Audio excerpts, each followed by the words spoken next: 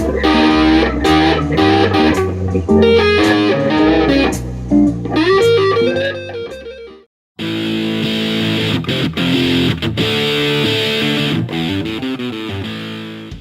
friends, welcome back to another episode of Guitar Talk with Todd here at Todd Beebe Music. Thank you all for checking in and joining me today. You know I appreciate it. Please hit that subscribe button in the lower right hand corner. You know I appreciate that. Thank you all for being on board with me and checking in today. We have another guitar review. This is an awesome 1985 Gibson Les Paul Studio Standard. Let's talk about these a little bit. This one is extra special to me because this is actually my very first Gibson Les Paul. This is the one right here. This is a 1985. I bought this used as a kid, and man, I worked like all summer, you know, saving up to get the money to buy this $400 used. I bought this from Windy City Music. If those of you in the Chicago area out there remember that place at all, chime in and comment below. That was going way back, but yeah, I bought this one used. Had a this is not my first electric guitar. I had a Gibson Son X that was really close to a Les Paul. It was like a version of Gibson's lower end version of a Les Paul copy, but still put out by Gibson, but it had a bolt-on neck. I might end up doing a review of that. I still have that guitar as well. But this is the actual first Les Paul I wanted. I worked all summer, saved up the money, went and got this. And at that time, Les Pauls were not as popular as they are nowadays. It was sitting there in the store, and I want to say it had a $600 price tag on it.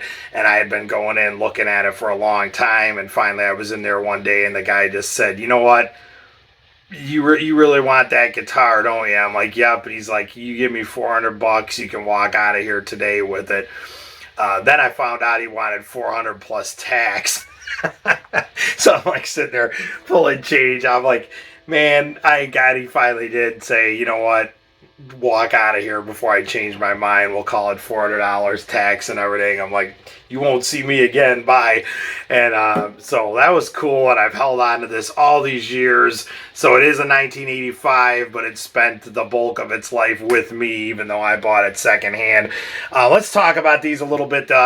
Gibson Les Paul Studio came out in 1983. They still make it. I believe that's Gibson's most popular selling Les Paul because it's way more affordable.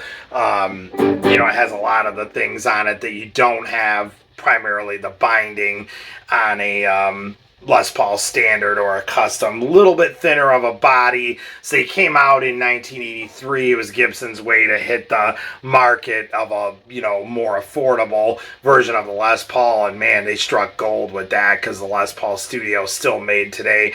And I still tell people, like I am right now, that's the best bang for the buck if you want a Les Paul made in the USA right out of the Gibson plant, and you're on a tight budget. You know, especially if you're looking to get your first Les Paul, maybe you're, you know, younger and your money's tight, or older and money's tight, doesn't matter. I'm just saying it's a great one for younger people just starting out too that have their eyes on a Les Paul, but older people as well. I love Les Paul Studios. I know a lot of people look down on them because they're not the higher end out of the custom shop, but there's studios out there that I would put up against any higher end Les Paul. They play and sound fantastic, and at the end of the day, that's all that matters. This is 1985, and this is a studio standard.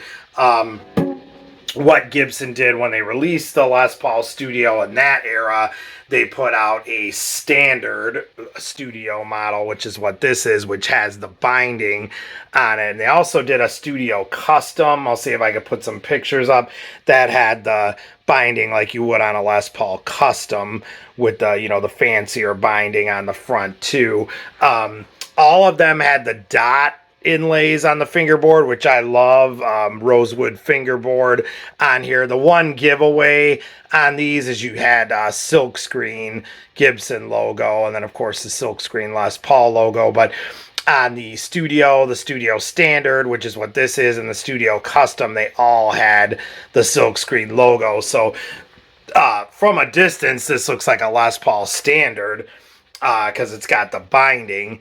And so you will see a lot of guys put like the standard truss rod cover on here, and then it pretty much turns into a standard almost. Not too much difference at that point, except like the silkscreen Gibson logo and a little bit thinner body like you would have on a Les Paul Studio. But great guitars. They put these out in 1983 and they ran till about 1986. And then they just stuck with the Studio as we know it today, which has no binding and stuff. But these are becoming more and more collectible because they're really cool guitars. Like I said, the Studio Standard and the Studio Custom, which is a Studio still, but it's got the fancier appointments like the binding and stuff, which you don't normally see on a Les Paul Studio. But like I said, the giveaway is they all had the dot fretboard markers and the silkscreen Gibson logo instead of the mother of pearl. The other cool thing about this guitar, it has the Timshaw PAF humbuckers in it. Those of you that know about that, Timshaw did PAF humbuckers for Gibson from about 1980 to 1985. You will see them pop up in like 1986 models and stuff around that era to, you know, what they still had left. But that was Gibson's first real attempt at replicating the classic, you know, PAF, patent applied for pickups that are now highly sought after, that were in all the late 50s Les Pauls and whatnot, the classic humbucker sound that they're all pretty much modeled after at this point. But between 1980 and 1985, Timshaw tried to replicate the PAF, and that was like the first real close spot-on attempt at that. And to this day, like when I bought this guitar, didn't know what Timshaws were or anything. I was a kid. I was like, I want that Les Paul. I didn't even know the difference really between a Studio, a standard, and all that stuff at the time. I just saw it was a Les Paul, had the binding on it. It looked, I'm like, I want that. That's my guitar I want.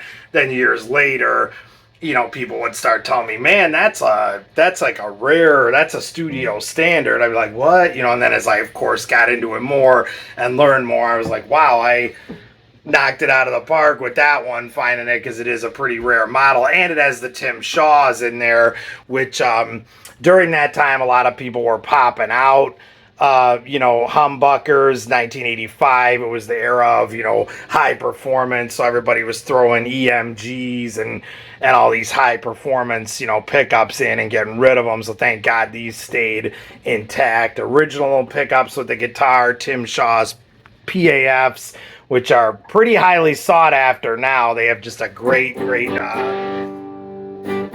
PAF tone to them, and some of my favorite, and I know many of you, humbuckers out there on the market for sure. But this just has a great, you know, great PAF, nice and bassy, chunky tone to it. You know, it's very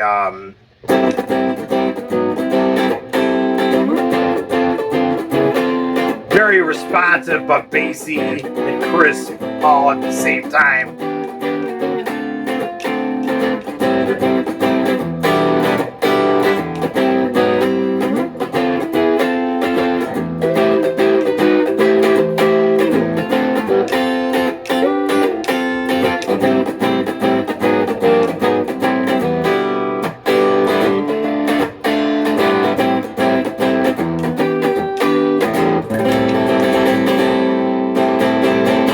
And then of course the bridge pickup, a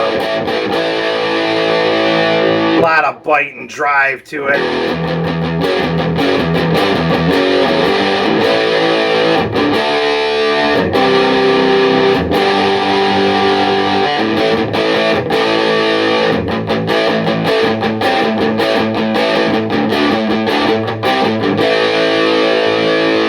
then, like I said, you can get that nice creamy.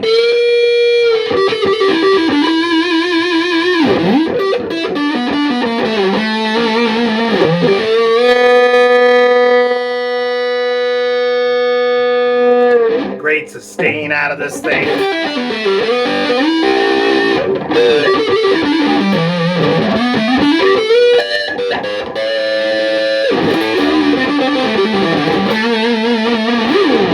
Alright, well, let's check this out in the case and get some close-up shots of this. My very first Gibson Les Paul Studio Standard here, 1985. Let's check it out. Okay, so here's the case for the 1985 Gibson Les Paul Studio Standard, my very first Gibson Les Paul. I can tell you firsthand because I know this is not the original case for this guitar in 1985. They were not making these cases yet. Again, I bought this guitar used, and like I told you the story earlier, for $400 as a kid, and I ran out of the store with it before the guy changed his mind. It was $400, tax included. Did not come with a case, and I had a junky old chipboard case at home because, again, I was a broke kid, and I just kept it in that for a while. That my next thing I saved up for, was one of these. And in the 90s, I kept it in that chipboard case for a while. But as the 90s kicked in and these cases came out, which we've had on this show many times, I went ahead and got one of these. So it has been in this case for most of its life, even though it is not the original case, but it's got that classic pink interior with the pink shroud. We've had these on this show many times. That just screams 90s Gibson. That's what they were using during that time. All right, and there she is. Let's get some close-ups here. My very first Gibson Les Paul. Like I said, this one's extra special to me. Any of you that know me know I baby my guitars, so it's in pretty fantastic shape for, being a 1985 model. So 38 years old, this thing is. 1985. It's in pretty fantastic shape. Like we said, all original stuff here. No, I lied. That is not original. That switch tip. At this point in the game, I'm going to call it original. But when this came, it had a cream switch tip, which I still have. I always save all of my stuff. But it was cracked, and the crack got worse and worse after the first couple of years. And I had a black switch tip that I put on, and that's been on this guitar for ever. So as far as I'm concerned, that is the original switch tip. I put that on, so I know, but that's not the one that came out of the factory. The factory one would have been cream. Like I said, original Timshaw PAF pickups, which are highly sought after there. Those are all original. Gibson was throwing those in a lot of their guitars between 1980 and 1985. I know the Gibson Modern and various other models, that whole Heritage series that came out, it had humbucking pickups in the early to mid 80s there. Those were all Timshaws as well. Just awesome pickups. If you're not familiar with Timshaws, definitely check them out. They just great stuff. Gibson's first attempt at really replicating the classic PAF pickups from the late 50s, early 60s, and boy, Timshaw knocked it out of the park there. Nashville style 2-pneumatic bridge, stop bar tailpiece, all original stuff here with the black speed knobs, 2-volume, 2-tone. That's the original pick guard. It's cool how the screw and everything's like aging like that. And like I said, that's been on there from day one, I know, because this thing has spent most of its years with me right here, 1985, and I bought this used. It was a few years old by that point, but it's been with me ever since then. Let's check out the dot inlays. I've always kind of loved those. A lot of people, that signifies like cheaper, lower end, because you don't have the trapezoid inlays. But a lot of people that have played this guitar and other Gibsons with the dots say that it has a different feel because you don't have the big trapezoids. taking up the, you know, wood like you do with dots, where you have more wood than fret marker, obviously, than you would with a trapezoid. So just a whole different thing. And like I said, even though this is a studio standard, you could always tell the studios during that era. Let me get back here again when we're talking about it. Because they had around that time, this time 1985, and when they first came out 1983, they always had the dot fingerboard, and then I want to say sometime around 1988 or maybe 1990, that era they switched to what they currently have, which is the trapezoid inlays like they do on a Les Paul standard or whatever. So if you see Les Paul with these dots on there, you kind of know right away that it was a studio model from this era here, like 83, 85, you know, mid 80s somewhere. And then the headstock here, like we said, that's a giveaway regardless of, like we were talking about before, some guys will get these models because they have the binding on them and stuff and look like a standard, and they'll put a standard truss rod cover on here. But the one giveaway is that all of them always, and even the studios to this day, have the silkscreen logo instead of the mother of pearl. So even this one with the higher end appointments on it and the binding and stuff still had that.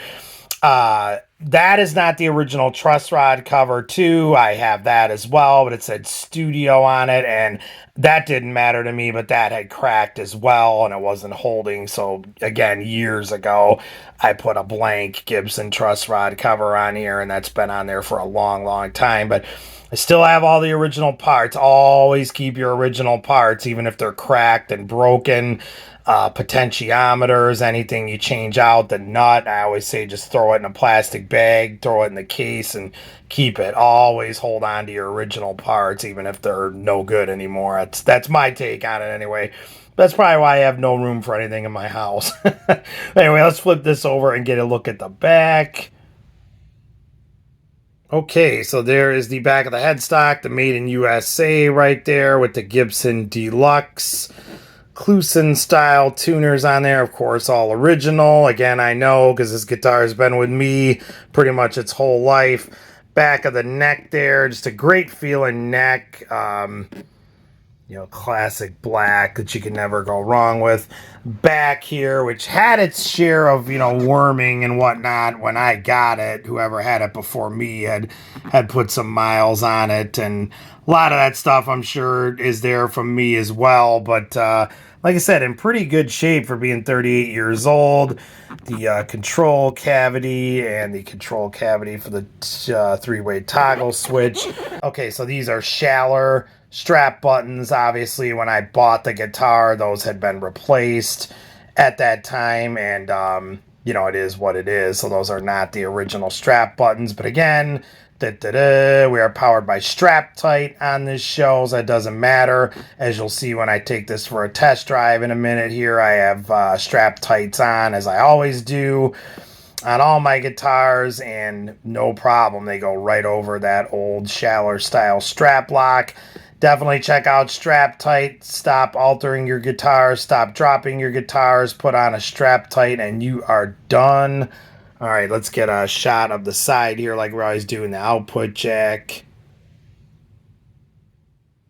Okay, so metal, or chrome, however you want to call it, plate there on the output jack, that is original. That was on there. That came out of the factory.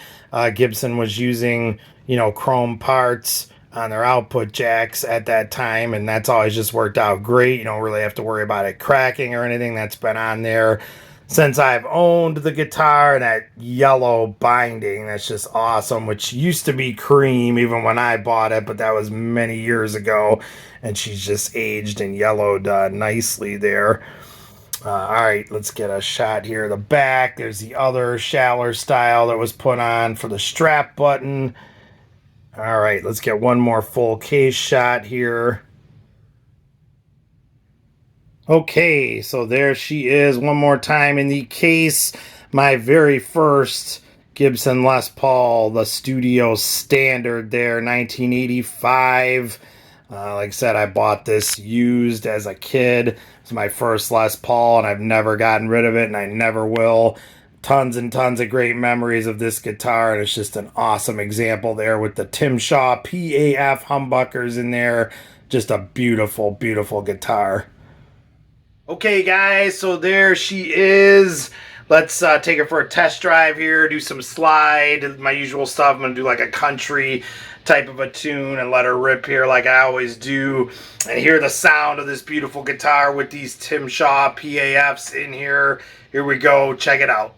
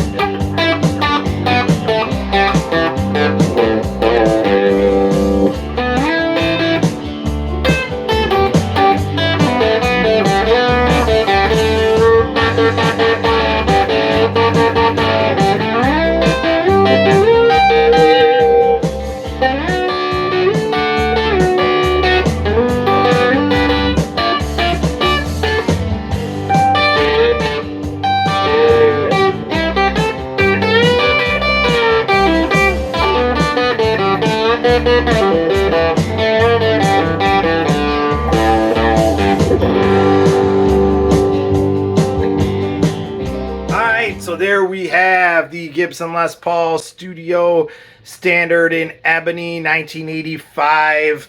My very first Gibson Les Paul. This is the tail end of the Henry, or I'm sorry, the beginning of the Henry Jeskowitz era, almost. This was the tail end of the Norlin era, and this was made in Nashville, but if you date the serial number, it was like right at the tail end there. And then in 1986, of course, Henry Jeskowitz took over Gibson. The Norlin era was done, and by 1990, I would say, and I've always said this on this show, Henry Jeskowitz and Gibson were cranking out some of the best stuff they've ever done there in the 90s.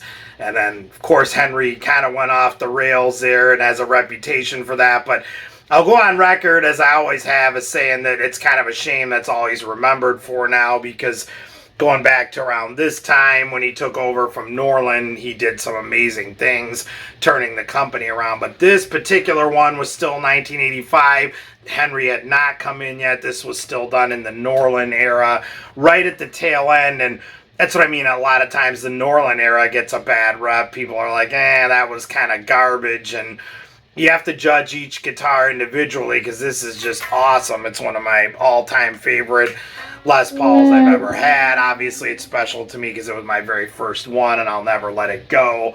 But man, I have spent a lot of time with this guitar. This guitar has been everywhere and anywhere with me all through, my life. Many changes, many private, personal things. I've had this guitar in my hand to help me get through them, and man, to say it's like an old friend is an understatement. I've had so many guitars over the years and played so many guitars, but if I had to just pick one that was extra special to me, I'd have to say it was this one, because me and this guitar have been around the world and back quite a few times and through quite a few things, and it's extra special to me. So it's just a great one, and it's from the Norlin era, so just a fantastic guitar with the PAF timshaws in there, just great stuff. So thanks so much, you guys, for checking in today. Please comment below. Do you have a guitar with the timshaws in there? Do you have a Les Paul Studio Standard, or maybe a Studio Custom, or just a regular Studio? Comment about that. Check out some of my other videos. I've got everything in sections now, so scroll through the Les Paul section. I know I have a couple on there, like on the Studio Lite, and we're going to do some more reviews of Studios. I love them. I think they're the best bang for the buck for a Gibson Les Paul, and anyone that looks down on them because they're not from the custom shop or some high end is just foolish to me, because they're awesome guitars. They play great, they sound great, and at the end of the day, that's all that matters. So check those out. Comment below with your experience with any of that stuff, and find me on Facebook at Todd Beebe Music, and we will see you guys again. Thank you so much. Stay safe and love your dogs. Take care.